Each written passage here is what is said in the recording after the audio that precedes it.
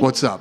Can you just give me your overall thoughts on the card tonight? It was awesome. I mean, the fouling is a problem that is going to have to be dealt with and addressed with the athletic commission. I think that we figure out some new rule changes, and we're 7 shows in, so I'm so happy with so many different things about obviously the growth of the business and the sport, the numbers that we pull, the production, which I cannot stop talking about. The production team is off the charts with this thing, but we got to tighten up the sport a little bit. I literally just saw my boy out in the hallway there that didn't make weight. Talk to him, about being professional, and we got some work to do. You mentioned it's only the 7th card. You're about to celebrate 300, UFC 300. When you look at Power Slap, can you think ahead, obviously not Power Slap 300 yet, but maybe Power Slap 50 or Power Slap 100, where do you see it at that point? I always tell you guys I'm always the person that's looking forward. I'm not looking that far forward. I mean, we got to look at what we liked and what we didn't like about tonight, go back to the drawing board and tighten the ship up and figure out some answers to some of the problems that we had this evening. Would one of those answers potentially be having more events? Because I feel like maybe just 100%. Yeah. Lorenzo is chomping at the bit for more events. That's what Lorenzo does. It's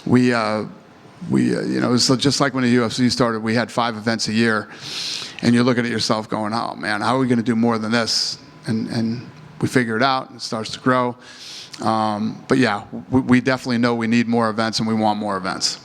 And you've talked about going on the road soon. Do you have any update on when that might happen? No, not all these states keep opening up. Did we announce the one that just, or is that happening now? Huh? Next week. Yeah, we'll announce in another state next week. So states are all starting to pop open. By the end of this year, we'll be in every major place that you would hold an event. And then we're sort of putting together a game plan right now on where to go. I'm assuming the first place we would go when it opens up would be Texas. I think we'll do Texas first. We definitely want to go to Hawaii. We've never been able to do a UFC event in Hawaii, so to be able to go there with Power Slap would be amazing. Yeah, Florida, California. Last one for me. You guys announced tonight there'll be a June event. Would that coincide with International Fight Week? I'm sorry? It sounded like tonight you had announced a June event, but there was no specific date. Would that potentially be for International Fight Week? What was it? June. Next. Oh, June. Yeah. Yeah. Sorry. I don't hear well. Yes. International Fight Week will be doing another one. Yeah. And could that potentially be a UFC card headlined by Conor McGregor? I saw the post. I don't know what the Teletubby means, but it could be. Yeah. Hopefully. That's what we want to do. Dana, you mentioned that it's just Power Slap 7, right? And still got a lot of kinks to work out. But every single event you've come in here and you've mentioned, hey, I'm ready to look at the film and go right back to work and correct things.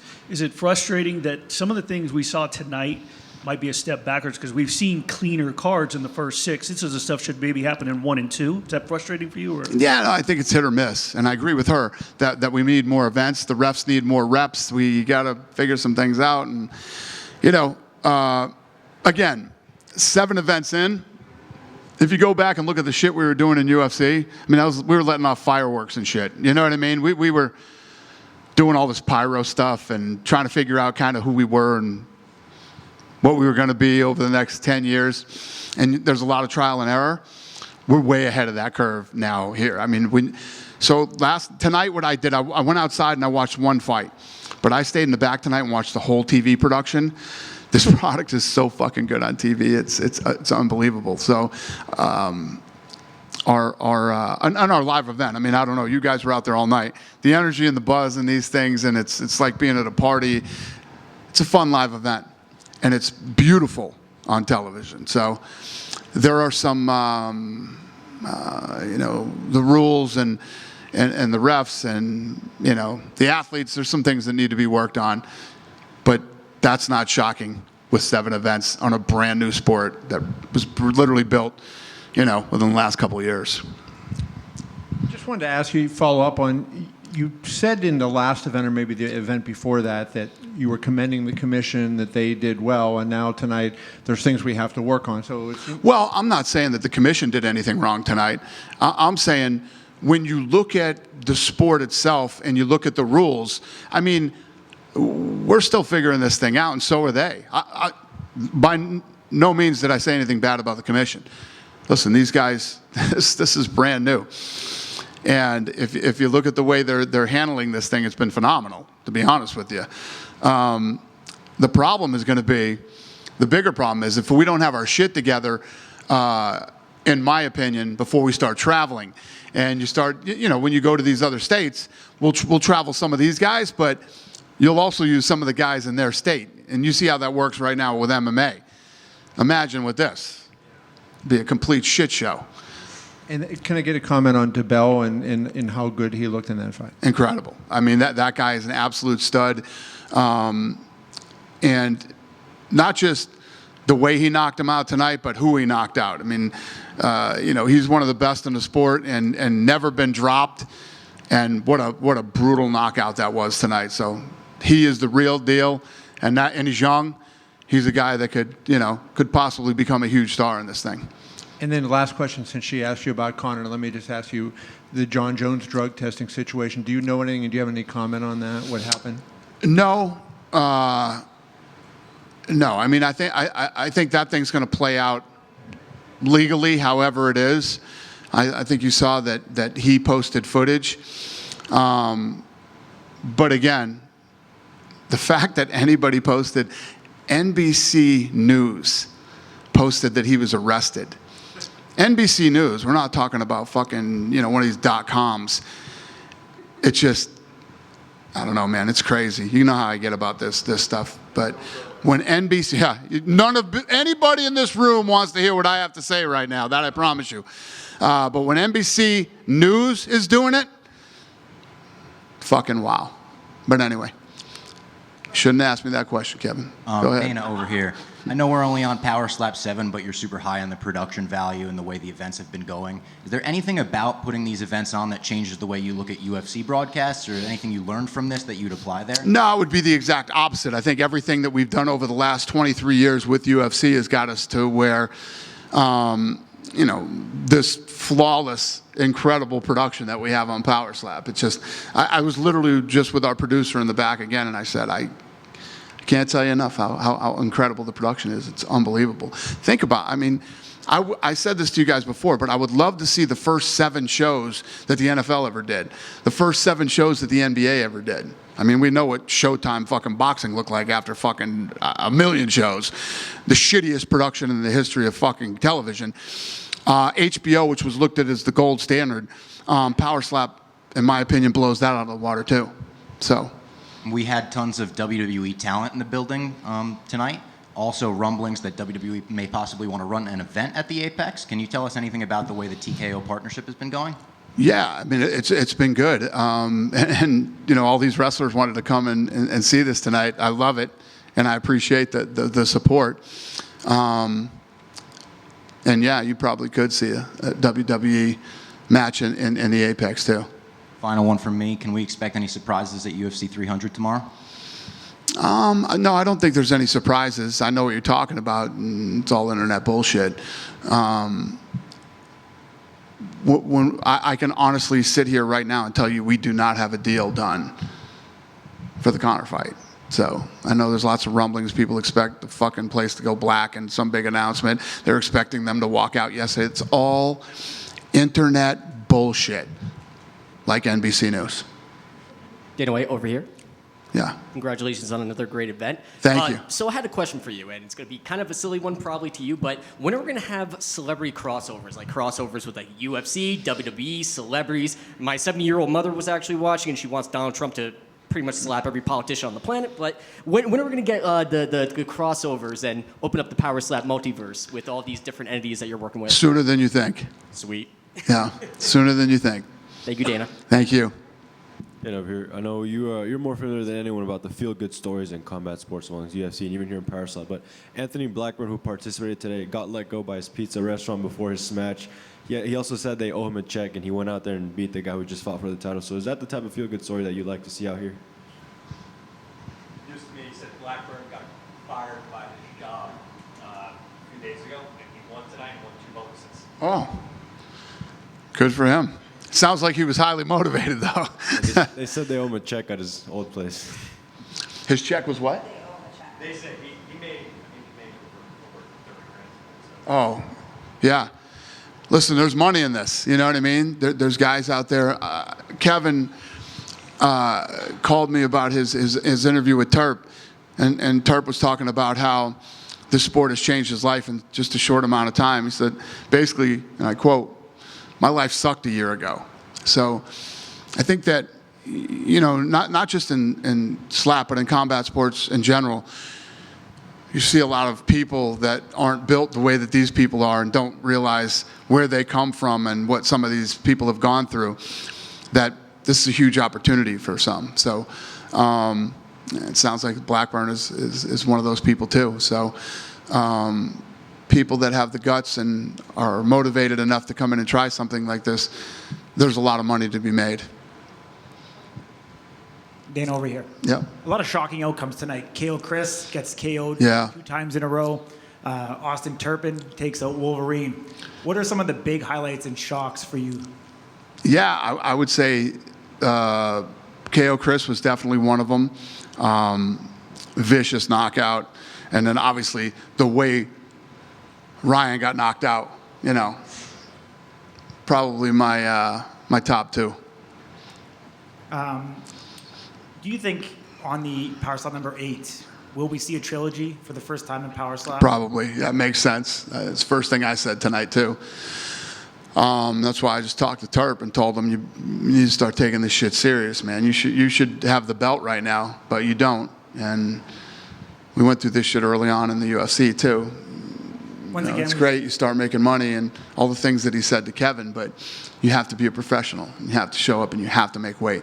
I mean, the perfect example is if you look at UFC 300, you know what I mean? Not one person, fucking shoot my big mouth off here tonight. Not one person has fallen off the card and everybody made weight. So it is just like absolute excellence going into this event tomorrow night. once again, for the second straight card, we're seeing some DQ finishes. Is there anything going on behind the scenes to try and clean that up? Yeah, that's what I was just talking about earlier. We're trying to, you know, we got to dial this thing in better and start working with the commission more on maybe changing some of the rules or, you know, how this thing plays out. But it's all still a work in progress. It's completely normal when you have a new sport like this. One last one. Anything you could share with us for Road to the Title 3? Am I going to share with you what? Is there anything you could share with us on Road to the Title 3? No, we're not even really into that yet. When we get that put together, Awesome. Thank you. welcome. I'll let you know. Yeah. Right here. Yeah. And apologies for my ignorance. This is my first Power Slap event. So when you say you have to work through these things and kind of fix the rules and stuff, what goes into that? Is that doing dry runs? Is that just meetings behind closed doors? Like what? Yeah, it's Frank and Hunter working with the athletic commission and trying to figure out how to improve the rules or the timing on recovery or, you know, these kind of things. And it's honestly the refs and the doctors feeling more comfortable with whether a guy can continue or not, and does he get more time? Like in boxing, you get the 10 count, and you have to pull yourself together, and if the ref still thinks you're not ready to compete, then you don't. You know, maybe we do a 10 count. I don't know, but these are all little things that need to be kicked around and worked out. Do you attribute that to like you said, the referees, like this is a new sport and maybe they're just, I don't know, nervous of messing up in such an early age? 100%. I mean, when you think about the UFC, think about 30 years of the UFC. Again, never a death or serious injury in the history of this company, right? Because we overspend on all the medicals to make sure that everybody is good. When a doctor says, when we just watched the fight that we think was crazy and the doctor says, no, they're good, they don't go to the hospital, we say, send them to the hospital anyway. We don't give a shit what it costs. Send them to the hospital, run them through all the tests. That's how you make sure everybody's safe and healthy, right? But when we were first starting to try to launch the UFC and get it out there, networks wouldn't even put it on television because they were so afraid of what could possibly happen in a fight. And until you have all the data, you know, after doing multiple events, where people start to feel comfortable and know that everybody is going to be okay. And let's be honest, power slappers aren't as physically, fine-tuned as UFC fighters are. So, it's a lot of trial and error right now, and just at the end of the day, making sure everybody's safe. And in the UFC, you guys are obviously going to a few more international shows like Perth, and you talked about going to Spain and possibly Africa. Would you try to bring this kind of internationally anytime soon, too? 100%. We're going international in October. We'll be in Abu Dhabi in October. And the final one for me, the UFC unveiled some new gloves earlier today too. I'm curious, what do you make of the new product and the rollout with those? Yeah, we love it. We've been working on this for a long time. We're excited to finally have these. The amount of these guys, all the media they're going to put on a huge presentation for you guys about the gloves. We did it today. Huh? Oh, you did it today. Well, you already know all the answers about you. You fucking know more than I do probably now. I want to know. Well. Yeah, I mean, we've been working on this for a long time, and, again, we hope that all the money and the time and the hard work that went into this will, fights have to play out now, and you have to see how the gloves work in an actual fight. And hopefully they do everything they were designed to do, which is make the gloves obviously more comfortable, less hand cramping, hands in a position where there's less eye pokes, all the sewing on the sides of it that'll stop cuts. I mean, this thing was designed really well. So, and I love how we have a different glove for every different, whether it's tough or the Contender Series, et cetera, et cetera. So we're happy, we're excited, and now we just need the data to show that all this money, time, and energy was worth it. It seems like you kind of did some test runs on the Contender Series secretly. How did you pull that off without kind of letting anyone know? Yeah, so when you start to put the gloves together, they have to be tested. And the only real way to test a glove that's going to be fought in is to do it in a fight. So they worked it out so they were able to let some of the guys use them. They got feedback from them. They made some changes. They had fighters training with them down at the BI, sparring with them, and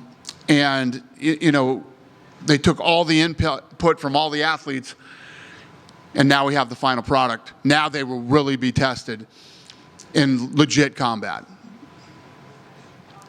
Good? Thanks, guys. See you tomorrow.